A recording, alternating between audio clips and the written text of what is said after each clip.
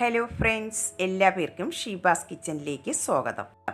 ഇന്ന് ഞാൻ വന്നിട്ടുള്ളത് ഈ ചൂടിനും നോമ്പിനുമൊക്കെ ട്രൈ ചെയ്യാൻ പറ്റിയ നല്ല ടേസ്റ്റിയും ഈസിയായിട്ട് തയ്യാറാക്കിയെടുക്കാൻ പറ്റിയ നല്ലൊരു ലെമൺ ജ്യൂസിൻ്റെ റെസിപ്പിയുമായിട്ടാണ്. ബ്രസീലിയൻ ലെമൺ ജ്യൂസാണ് ഇന്ന് തയ്യാറാക്കുന്നത്.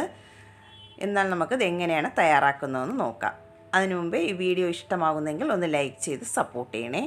അതിനായി ആദ്യം ഞാനിവിടെ ഒരു നാരങ്ങയാണ് എടുത്തിട്ടുള്ളത്. ഇതിൻ്റെ നീര് നമുക്കൊന്ന് പിഴിഞ്ഞിട്ടെടുക്കാം. ഇനി ഞാനിവിടെ ഒരു മിക്സിയുടെ ജാർ എടുത്തിട്ടുണ്ട്. അതിലേക്ക് നമുക്ക് നാരങ്ങ നീര് ഒഴിച്ചു കൊടുക്കാം. ഇനി അതിലേക്ക് നന്നായിട്ട് തണുത്തിട്ടുള്ള ഒരു ഗ്ലാസ് വെള്ളവും കൂടെ ചേർത്ത് കൊടുക്കാം. ഇനി ഇതിലേക്ക് മെയിനായിട്ട് ചേർത്ത് കൊടുക്കുന്നത് മിൽക്ക് മെയ്ഡാണ്. ഞാനിവിടെ 2 ടേബിൾ സ്പൂണാണ് എടുത്തിട്ടുള്ളത്. നിങ്ങൾക്ക് എത്രയാണ് മധുരം ആവശ്യമുള്ളത് അതിനനുസരിച്ച് എടുക്കാവുന്നതാണ്.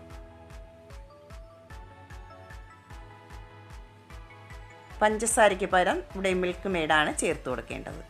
ഇത് നമുക്ക് അടച്ചു വെച്ച് നന്നായിട്ടൊന്ന് അടിച്ചിട്ടെടുക്കാം. ഇതിവിടെ അടിച്ചെടുത്തിട്ടുണ്ട്. ഇനി നമുക്കിതിലേക്ക് ബാക്കിയുള്ള വെള്ളവും കൂടെ ചേർത്ത് കൊടുക്കാം.